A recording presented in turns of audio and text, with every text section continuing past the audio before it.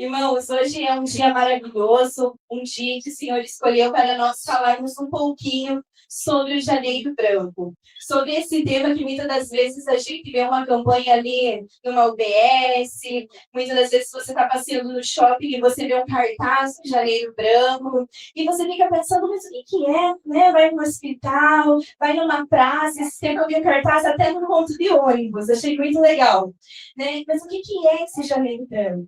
O Janeiro Branco é uma campanha, assim como nós temos a campanha do Outubro Rosa, de Setembro Amarelo, do Novembro Azul. Entre tantas outras campanhas, nós temos o Janeiro Branco, que é o mês da conscientização da nossa saúde mental, da nossa saúde emocional.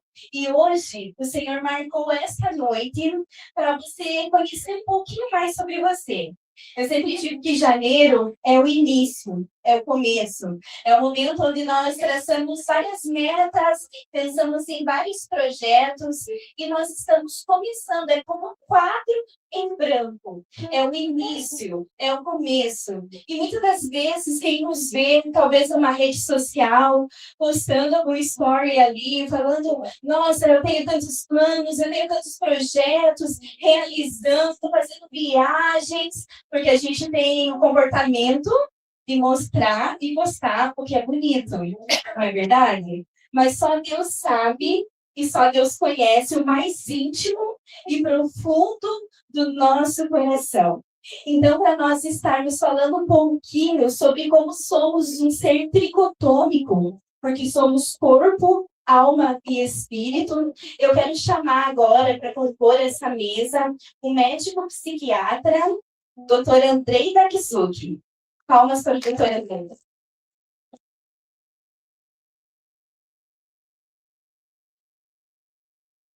Quero convidar também agora, Dr. Andrei, é da Igreja Metodista, também é um servo do Senhor, e nós nos sentimos, doutor, honradas com a sua presença. Obrigada por aceitar o nosso convite e estar aqui com a gente nesta noite. Quero convidar também a nossa prata da casa, a nutricionista Bianca Piusa. Palmas para a Bianca, vamos.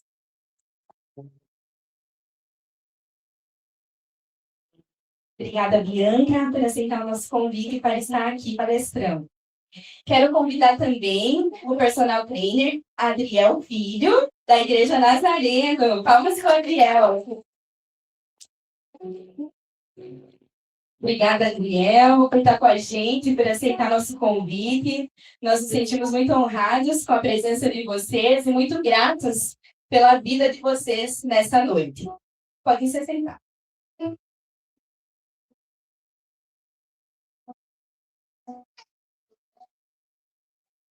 Irmãos, falar sobre janeiro, né? Quando a gente fala muito sobre a nossa saúde emocional, falar sobre a nossa saúde mental, logo a gente começa a pensar em como nós estamos, em como nós estamos nos sentindo, como estão as nossas emoções, o que está se passando nesse exato momento dentro da nossa mente, ou como nós falamos em nossos corações.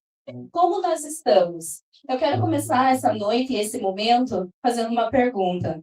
Como você está se sentindo? Como você chegou aqui essa noite? O que te motivou para estar neste lugar essa noite?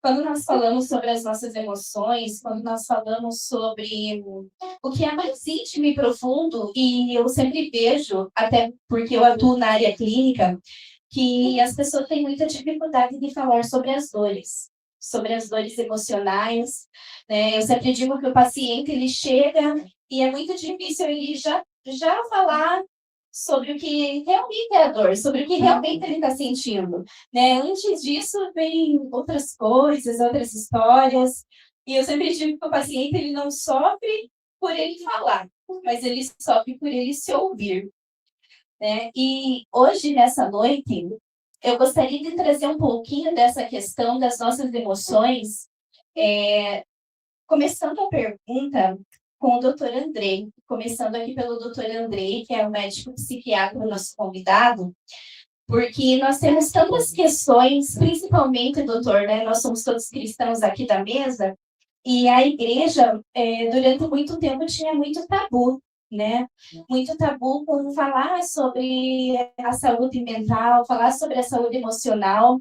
E tinha uma dificuldade, realmente, porque a gente tem a mania de espiritualizar. A gente tem uma mania de espiritualizar as coisas, né? E muitas das vezes a gente sabe que tem doenças que são da nossa alma, né? Tem doenças que são do nosso corpo e tem doenças que são da alma, que é do nosso psicológico. Nessa linha entre a nossa fé, entre, né, como cuidar da nossa saúde mental sendo cristão, gostaria que o senhor falasse um pouquinho sobre isso. Boa noite a todos. É um prazer, uma satisfação estar aqui servindo ao Senhor Jesus. E realmente, muitos irmãos, muitos cristãos acham que depressão, ansiedade, alterações do humor é falta de fé. Definitivamente isso não é uma verdade. Hoje a ciência, ela prova que fatores fisiológicos, biológicos contribuem muito para que se desenvolvam transtornos mentais muito frequentes que são mais a depressão, a ansiedade e a insônia. Mas, assim, eu quero deixar claro a todos aqui que professam a mesma fé, é que ter transtorno mental, ter alguma doença mental, não é falta de fé. São questões fisiológicas, são questões sociais,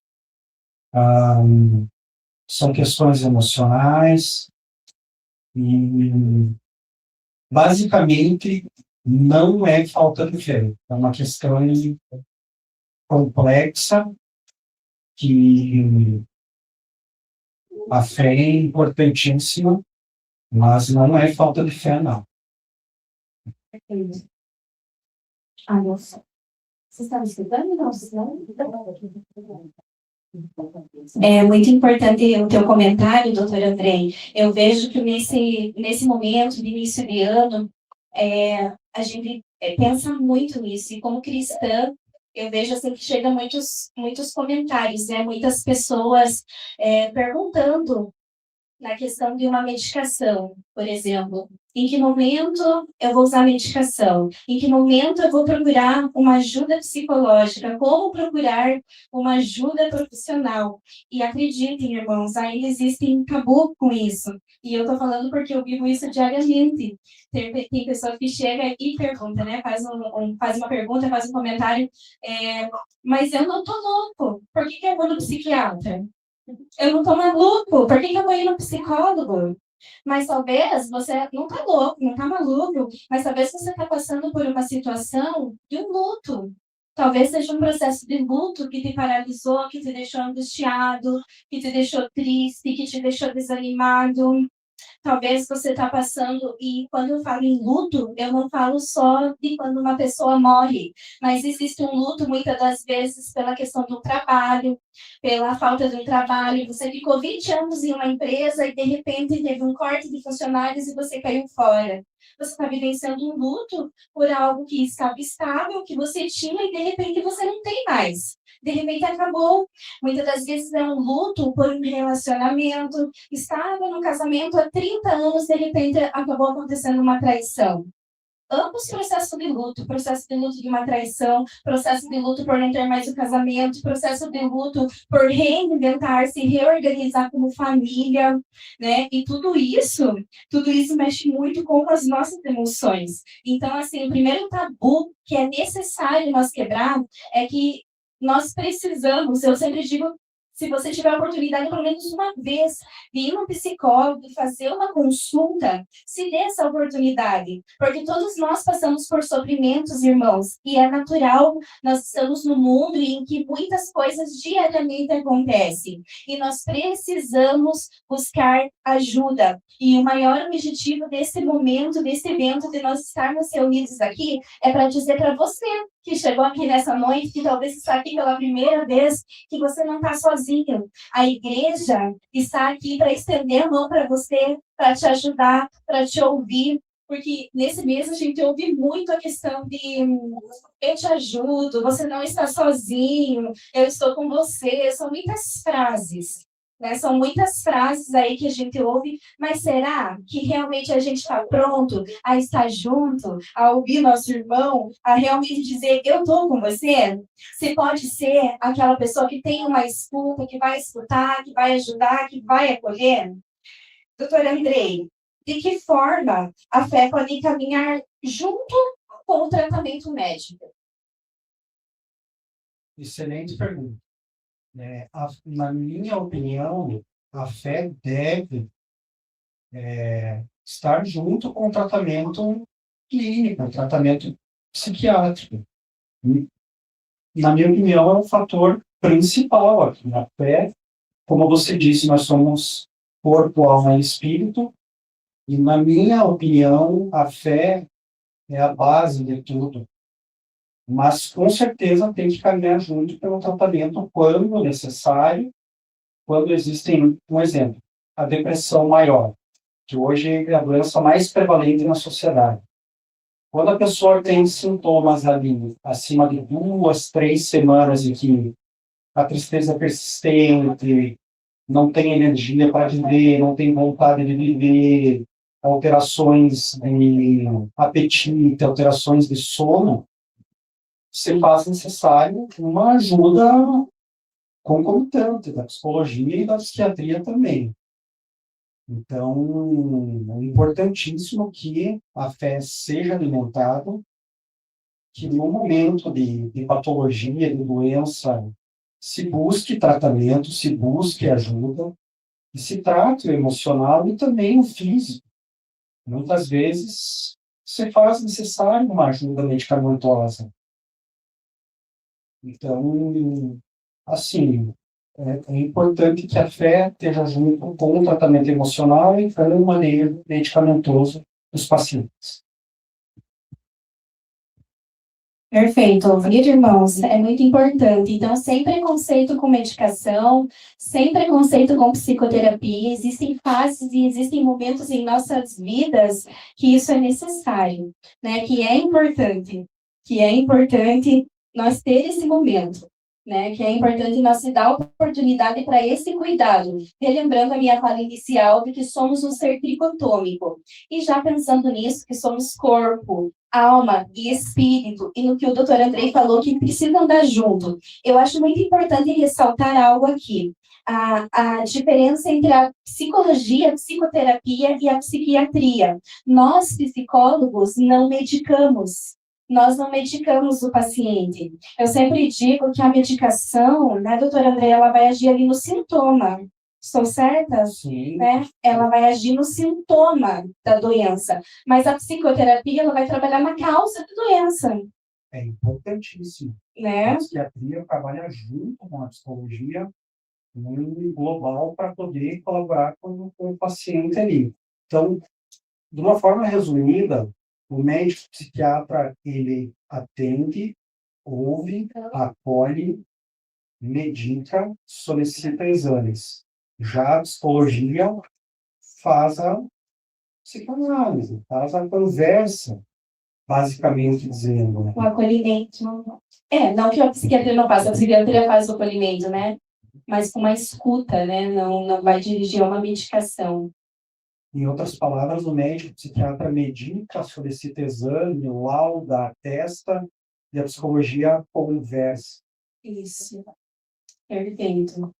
E eu sempre digo, e por isso é muito importante a escuta qualificada, irmãos. Nós estamos aqui na Igreja unidos e nós sabemos que podemos um contar com o outro e isso é muito importante. Saber que eu posso contar com você e você pode contar comigo. Mas existe um tipo de escuta que ela é qualificada e que é com o profissional, que é ele que vai te ajudar. Porque muitas das vezes, se você conta para um amigo, se você conta para alguém da tua família, naturalmente vai haver julgamento. Isso é natural. Você vai julgar, você vai falar, pois é, talvez por isso, né? Na terapia, você vai ser ouvido na tua dor, atendido com intervenções certas para esse momento em que você está passando.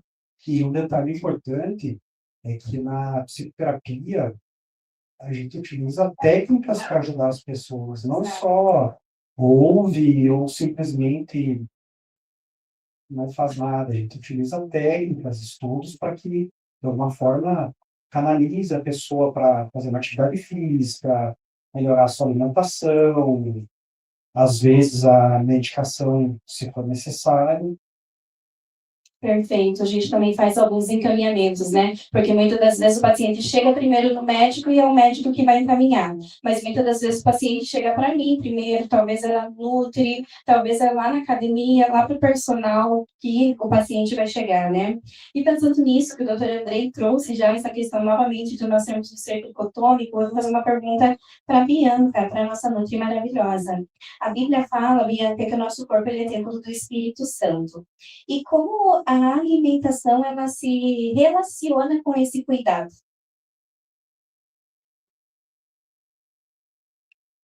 Oi, boa noite a todos, a paz do Senhor.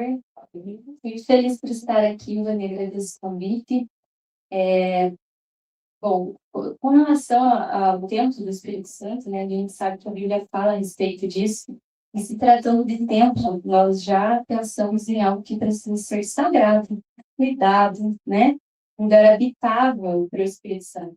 Então, precisa realmente ter todo esse cuidado. E cuidar da nossa saúde, ela não é um capricho, né? Nós precisamos estar bem, nós precisamos estar bem para poder servir ao Senhor, né? Bem na nossa saúde, bem nas nossas emoções, bem como eu sempre brinco, morrer, todos sabemos que vamos morrer, mas como é bom saber envelhecer bem, né? Chegar a uma idade bem, e isso depende muito da alimentação. Eu falo que a gente tem a famosa frase, né, que nós somos o que comemos, e é de fato de onde vem tudo que origina dos sistemas do nosso corpo, ele parte a partir da alimentação. Então, precisamos cuidar desse tempo aí, e um dos princípios é através da alimentação, se não um dos principais para manter o nosso tempo funcionando. Perfeito, Bianca. E pensando nessa questão da alimentação, existe uma ligação entre a alimentação desregulada e alterações emocionais, principalmente como a ansiedade e irritabilidade?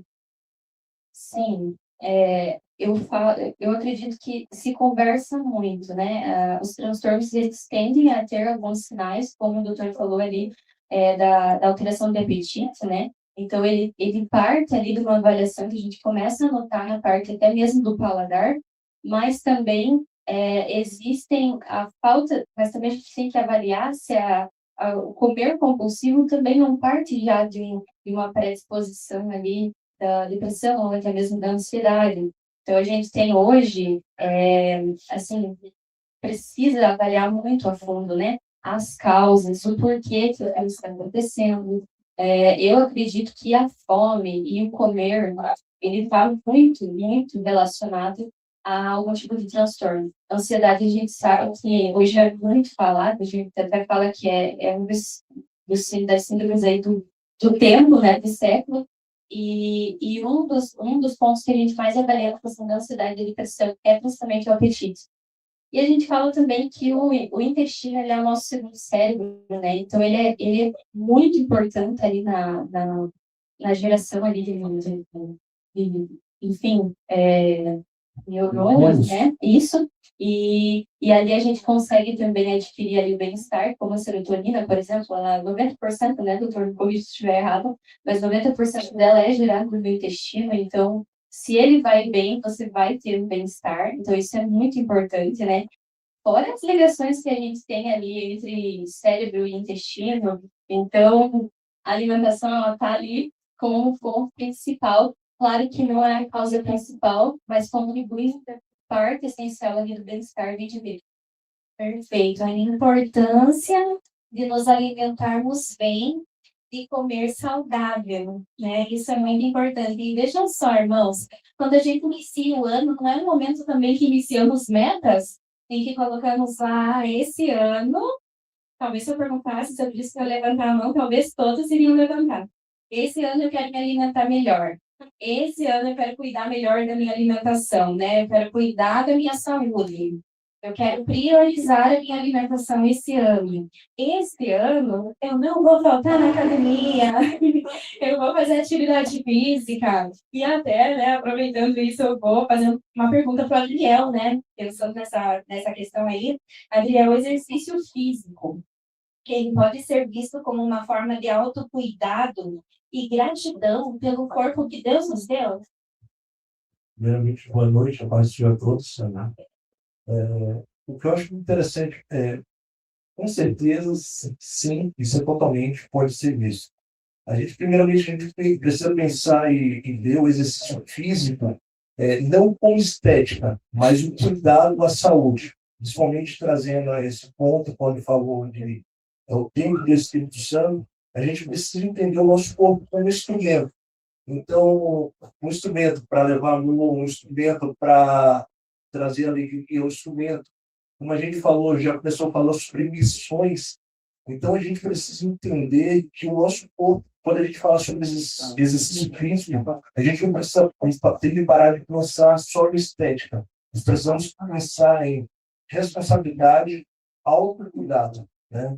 Se a gente parar para observar de acordo com estatísticas do Brasil, mais de 50% das pessoas são obesas, sobrepeso e 25% obesas.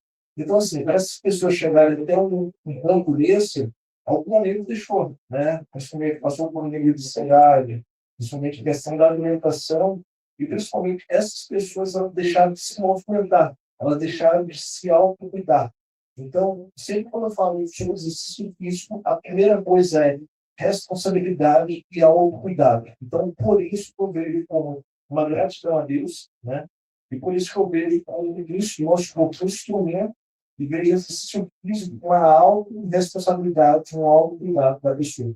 Então, com certeza, isso. Gente, perfeito, né? Olha que incentivo para nós cuidar da nossa saúde física, para nós cuidar do nosso corpo, né? Você fazer uma academia, você fazer uma caminhada na lagoa. Nossa cidade tem parques lindos, né? Vai para a lagoa, vai para o Parque do Lago, no Parque das Araucárias, tem lugares e ambientes maravilhosos. Vai fazer uma pedalada, mas cuide, coloque assim como prioridade. Priorize a tua saúde física também, porque a saúde física, ela está totalmente ligada com a nossa saúde emocional. Tanto que estava até conversando com o Adriel, que no consultório eu sempre falo para os meus pacientes, gente, atividade física, principalmente quem é muito ansioso. Né? A atividade física ela é extremamente importante. Cuidar, né, do nosso corpo e também porque ali no momento que você está andando, o corpo está ali liberando serotonina, adrenalina, né? Todos esses hormônios que são responsáveis pela alegria, pelo prazer. Doutor, quer contribuir? Falar algo, Ariel? A situação também dopamina, né? Não só por meio da alimentação, mas também sei que na alimentação é a melhor coisa, mas exercício físico também. Então, uma das coisas que eu falo assim, sempre quando a gente analisa exercício físico, a gente precisa entender, eu sei que muitos vão pela motivação, mas a ação vem primeiro, né? Mas, então, já contribui também para que esses hormônios, eu falo, nós somos um ser vivo, vai ser isso quando a gente começa a se alimentar internamente, fisiologicamente, seu corpo começa a mudar sem você perceber. Aproveitando essa tua fala, Adriel, qual o cuidado necessário para que a disciplina com o corpo não se torne uma cobrança excessiva? Perfeito. Uma das primeiras coisas, assim, para responder, sempre eu gosto de comparar a disciplina à compaixão. A gente termina, muitas vezes, pensando de forma diferente. Pessoas que falam que são disciplinadas, muitas vezes não dormem direito, muitas vezes não comem direito, têm um sono desregulado. Isso não é disciplina. Isso é literalmente uma supercobrança, onde que ela está, na verdade, eu vou assim falar, machucando, né? O seu próprio corpo e não ter uma autorresponsabilidade. Quando eu vou direcionar a disciplina, sempre eu vou pensar em constância. Como você começa uma constância? Então, são rotinas diárias na sua vida como alimentação, como começa de formas pequenas, que aí a gente começa realmente a ter modificações relacionadas e não ter cobranças. O que acontece quando você entra em uma academia? As primeiras vezes que eu vejo com pessoas que entram em academias, ou começam a treinar. Eu vou treinar todos os dias, eu vou cortar tudo que eu estou comendo, eu vou, literalmente, vou começar a fazer que, infelizmente, a maioria das pessoas, nessa autocobrança, ela termina desistindo. Então, quando a gente vai pensar em disciplina, a gente precisa lembrar dessa palavra compaixão. A gente precisa começar a cuidar do nosso corpo e começar a entender como disciplina e constância. Comece coisas, pequenos hábitos primeiros, senão você, infelizmente, vai se tornar igual aos outros. Entra na academia, terminam fazendo comparação, terminam gerando muitas agressões no corpo, de forma cansada, treinando de forma cansada, não dormindo direito, e, infelizmente, termina se comparando a pessoas de redes sociais, pessoas do cotidiano. Infelizmente, a partir daí, começar a autocobrança. Então, para não acontecer isso, entenda que se tem uma constância e começa a mudar isso na sua cabeça. E lembrando que disciplina é responsabilidade com sono, responsabilidade com a alimentação, responsabilidade também com a saúde mental. Certo? Perfeito. Pensando nessa questão que você comentou sobre o excesso, sobre o excessivo, eu quero fazer uma pergunta para o doutor Andrei, né? Porque eu vejo assim que a comparação, ela gera muita angústia nas pessoas, ela gera tristeza, muitas das vezes eu não consegui o corpo e eu estou vendo de uma influencer, né? Ou o corpo talvez até da irmã da igreja, que é da academia de todo dia, né? Então, assim, gera às vezes uma angústia, muitas das vezes gera uma tristeza e um adoecimento emocional. Como que a gente diferencia, doutor, a tristeza, a angústia, de realmente um adoecimento emocional? Porque muitas das vezes é uma tristeza e a tristeza a gente sabe que é passageira. Mas a depressão, já existem episódios, existem quadros de depressão. E como diferenciar isso? Boa pergunta. Ah, o sentimento de tristeza, todos nós temos, vamos ter, e é natural do ser humano. Mas, quando começa a se tornar patológico ou doentio, a gente nota que o familiar ou a pessoa que está doente emocionalmente, ela começa a dar sinais mais graves de que não está tratada, de que a tristeza está excessiva, de que o sono está diferente, de que o humor está diferente. Então, é uma coisa assim, sensibilidade que nós mesmos notamos, de que vê que, opa, peraí, isso aqui não está normal, esse meu familiar aqui está, isso aqui não está comum, isso aqui está excessivo demais. Claro que existem critérios diagnósticos para isso. Como eu disse, a depressão maior, que hoje a patologia mais prevalente aqui na psiquiatria, em de 2 a 3 semanas com tristeza persistente, todos os sintomas ali que eu comentei, né?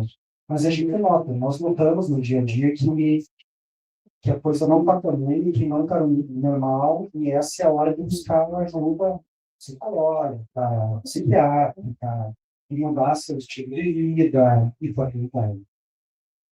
Perfeito, muito bom. Irmãos, então assim, se você percebeu que o teu filho não tá legal, muitas das vezes está lá desanimado, e muitas das vezes os pais falam, mãe, tá com preguiça, né? É adolescente. Não, precisa dar uma atenção a isso, tá? Porque muitas das vezes esses sintomas persistem, como o doutor falou, por mais de 2 semanas. Tristeza, angústia, quer ficar isolado, teve alteração na alimentação para mais ou para menos, né? Houve mudança de comportamento, é um sinal, é algo que precisa ser observado, é algo que você precisa olhar e não está legal. E eu comentei do teu filho, mas talvez você observou o teu marido, talvez você observou esses sinais da tua esposa, ou alguém do teu convívio. Até na igreja a gente percebe. Eu já cheguei a enviar mensagem para irmãs que eu percebi o comportamento diferente quando chegou na igreja, mais triste, mais quietinha, foi deixando as atividades, porque a pessoa ela quer sair ali da rotina, né? Ela quer sair do mundo ali, do que ela está fazendo sempre. Então, assim, é muito importante a gente observar quem está no nosso lado e oferecer escuta, oferecer ajuda, porque muitas das vezes é uma escuta que vai salvar uma vida. Uma escuta que vai salvar uma vida, né? Isso é muito importante. Fazer uma pergunta para a Bianca. Bianca, pensando nessa questão de sofrimento emocional, como eu posso evitar o excesso de culpa relacionado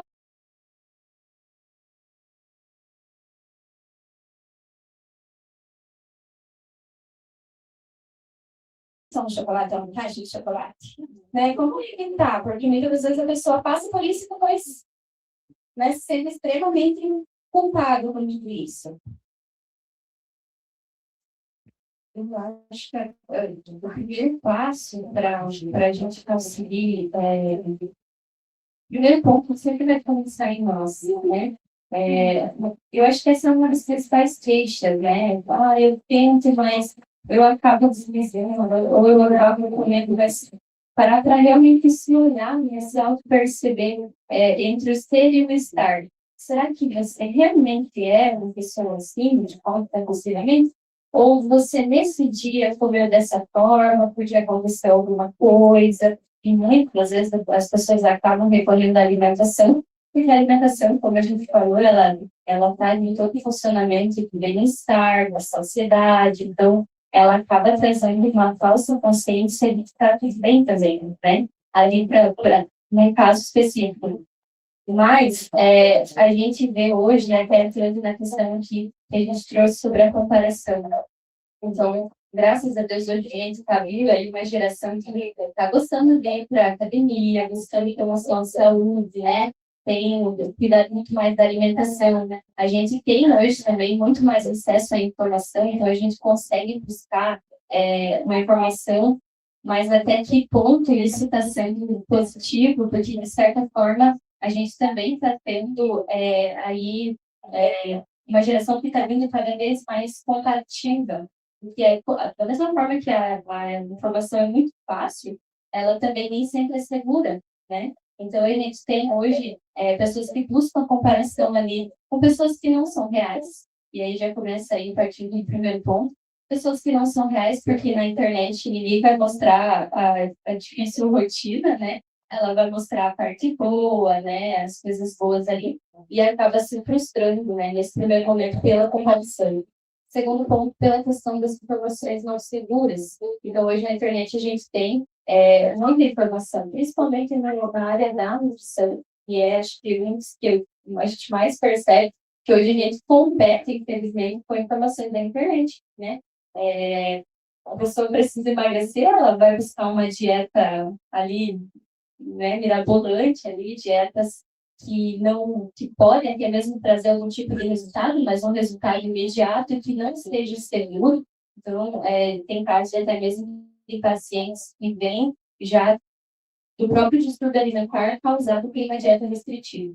Então, o que levou a isso? Muitas vezes a comparação. Eu preciso perder peso imediato, principalmente no início de ano, e eu vou ir a uma dieta restritiva, eu vou me submeter a medicamentos não indicados por médicos, né? A gente tem também ali a automedicação. Eu vou até mesmo ter essa consciência de querer fazer exercício físico excessivamente, sem acompanhamento profissional, e deixa de cuidar do sono, deixa de cuidar realmente, se vai viver tudo seguro, né? E tem muitos pacientes que, infelizmente, acabam desenvolvendo distúrbios alimentares por meio disso, né? E tudo parte do ponto da comparação. De comparação, de buscar informação não segura e acabar se submetendo a isso. Perfeito, Briana. Para vocês observarem, irmãos, como tudo está ligado, o nosso corpo, com a nossa mente, a nossa alimentação, a nossa alma. Está tudo ligado. E com o nosso espiritual, porque, consequentemente, se nós não estamos bem, se o nosso corpo não está bem, se as nossas emoções não estão bem, logo vem o quê? O desânimo. E aí a gente, às vezes, nem quer estar na igreja, não quer estar junto, não quer estar em comunhão, não quer estar com os irmãos. Bianca, mas eu gostaria agora, nesse momento, que você deixasse, né, algumas orientações práticas para a igreja, sobre uma alimentação mais consciente e saudável. Eu acho que o primeiro ponto que a gente precisa pensar, partindo do ponto que eu falei sobre sermos templo do Espírito Santo, é nos olharmos com individualidade, né? Acho que esse é o primeiro ponto. Nós somos seres individuais e o Senhor criou de forma individual, pensada, com as nossas características, com qualidades, mas também algumas coisas a melhorar, mas olhar para nós com carinho, né? Nós não estamos na mesma corrida que as outras pessoas, né? Nós temos o nosso tempo, nós temos os nossos processos, nós temos as nossas dificuldades. Se olhar com carinho, com respeito por nós, com compaixão por nós, como foi falado aqui, é um ato de amor e é um ato de, se Deus nos ama, nós também devemos nos amar, né? E a alimentação, ela é muito importante, né? Não só a alimentação, mas todo o cuidado com a saúde. Então, hoje a gente tem até mesmo a questão da mesa, né? Que a gente sentar-se à mesa, a gente prestar atenção no que a gente está comendo.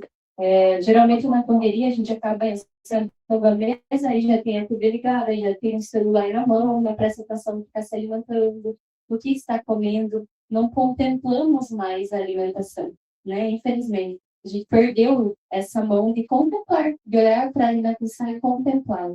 Então, prestar atenção no que estamos nos alimentando, buscar, claro, auxílio de um profissional, né? Eu tenho, de repente, um desejo, quero chegar a algum objetivo, busca auxílio de um profissional. Os profissionais estão aqui para isso, né? Para ajudá-los, para dar orientações específicas. A nutrição, ela em todas as áreas da saúde, muito individual, né? Então, a gente avalia tudo. A gente avalia o contexto em que você vive, seu contexto cultural, quanto é o família que você foi criado, as suas particularidades, as suas preferências. Nem todo mundo gosta de comer salada, e a gente tem que partir desse ponto que somos seres individuais. Então, precisamos buscar aquilo que é melhor para nós, como indivíduos, né? Tudo que vai facilitar, vai fazer bem para o nosso bem-estar, para a nossa saúde. Que delícia essa fala, e como acolhe, como o nosso coração acolhe a fala de que a nossa caminhada é única. Né? Quando a gente pensa que nós somos um ser subjetivo, único, a gente consegue ver em outra dimensão tudo isso, né? Sobre nós cuidar de nós sem as comparações, né? Cuidado sem as comparações. Adriel, vamos lá. Que passo simples uma pessoa pode dar para começar a se movimentar respeitando seus limites? Então, no normal, a primeira coisa que eu sempre por fora começa com rotinas pequenas. Então, a primeira coisa é frequência. Não queira começar a treinar ou a fazer tudo todos os dias. Então, começa de forma pequena. Entre 15 a 20 minutos de exercício durante 3 vezes na semana. Fisiologicamente, isso não vai mudar. Fisiologicamente, aos poucos, você vai começar já a sentir por mês internamente e as pessoas já começam a ver diferença. E estou falando de forma estética. A segunda coisa é a questão de escolher algo que você gosta. Então, se você não gosta de nada, vai assim mesmo. Certo? Não gosta, escolhe o que você gosta. Vou caminhar, vou para a academia, vou andar de bicicleta. Não gosta de nada. O que você vai fazer? Primeira coisa, esquece motivação. Vai pela ação. Porque no momento que você começar a se movimentar, lembra que o nosso corpo também é químico. E, como já foi falo, fisiologicamente começa a mudar. Dopamina, liberação também de serotonina. Então, o que começa a ter mais constância? Você começa a ver exercício de forma diferente. Outra coisa também é relacionada à questão, porque sempre quando eu falo questão de treino, de exercício, eu falo a questão literalmente do tratamento, né? Então, aos poucos, quando você começar a mudar também a questão já a questão da alimentação, você vai querer mudar uma rotina da alimentação. E outra coisa também que eu sempre falo é assim, chama as pessoas para estar junto com você, como já foi fala desde o início, né? Você, muitas vezes, você não está sozinho e você, muitas vezes, não vai conseguir sozinho. Então, busca um amigo, busca um companheiro, chama alguém da igreja, você, irmão, vamos junto, né? Esteja junto comigo nessa caminhada, eu quero estar passando sozinho. Isso vai fazer diferença. Eu não estou falando só literalmente de uma academia, mas eu estou falando você começar a mudar a sua rotina, você começar a mudar o seu hábito. Entenda como instrumento de Deus, né? Então, fé sem obra é o quê? Morta. Então, se você precisa movimentar, levar amor, levar a palavra, então você precisa realmente começar a ter um cuidado especial com o seu corpo. Então, começa pequeno, não começa com muitas coisas. Isso vai fazer total diferença na sua vida. Tá bom? Adriana, obrigada. E pensando nisso, eu tenho uma pergunta aqui, que eu acredito que é um momento muito propício. E como manter esse cuidado ao longo do ano, e não apenas em janeiro, né? Que é o começo, o recomeço, né? O começo do novo ano, começo animado para cuidar da minha saúde emocional, para cuidar da minha saúde, da minha alimentação, do meu corpo, a academia que a gente fica cheia, né? No início de ano. Como eu devo manter isso? O que eu faço para manter isso durante o ano? Ok. Perfeita pergunta. Quando você começa de forma pequena, você começa a gerar uma aderência. Qual o problema maior? As pessoas, elas querem mudar literalmente o comportamento, como já foi falado. As pessoas estão em busca de corpo de verão, né? As pessoas estão em busca de um desafio. Eu acredito no desafio quando há transformação. Então, eu não penso muito, eu não gosto de usar muito a palavra desafio. Eu gosto de usar a palavra rotina. Então, mudança de rotina. Hoje, dentro da academia e fora da academia também que trabalho com algumas pessoas, as pessoas querem entrar de desafio em desafio, achando que isso vai durar o ano todo. Infelizmente, não vai. Então, por isso, o que você vai fazer? Começa pequeno, porque isso já vai gerar uma aderência. Você vai ver seu corpo mudando, muitas vezes você vai ver o seu corpo que está mudando, mas você vai se sentir mais condicionado, você vai chegar, você vai se ajoelhar, levantar, abrir a palavra, trabalhar, e vai conseguir estar mais condicionado para fazer isso, diminuir outras dores. Então, quando você começa a ver essa mudança na sua vida, você vai começar a ter aderência. Aí vem a vez. Agora eu quero mudar mais ainda. Não, continua aos poucos. Porque quando você continua aos poucos, essa mudança de hábito literalmente vai gerar uma aderência. Eu acho não. Uma das coisas que mais acontece dentro da academia e fora da academia são pessoas que estão em busca de que tiverão. Infelizmente, nós, eu vou falar assim, são cristãos também, em busca de um pouco de verão, que querem mudança total na vida. Infelizmente, não consegue levar isso há muito tempo, porque eu vou relacionar, eu tenho uma dificuldade de comer na minha parte da alimentação. Então, vamos considerar o seguinte, eu vou começar hoje, eu vou começar a comer algo que eu não gosto. Eu vou começar agora, a partir de hoje, antes eu tinha dificuldade de comer proteína.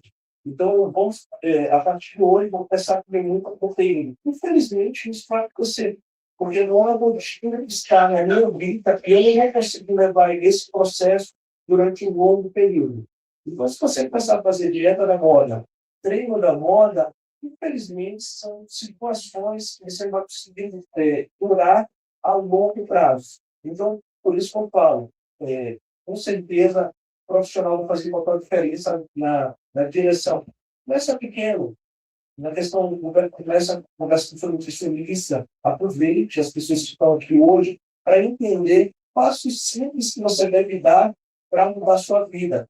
E uma das coisas que eu falo também, já há um tempo, quando você mudar a sua vida, você vai ver que a toda a sua vida também termina começando a mudar. Você termina levando outras pessoas a estar junto com você. Então, aproveite, continue nos pequenos passos, porque isso vai gerar aderência, tá certo?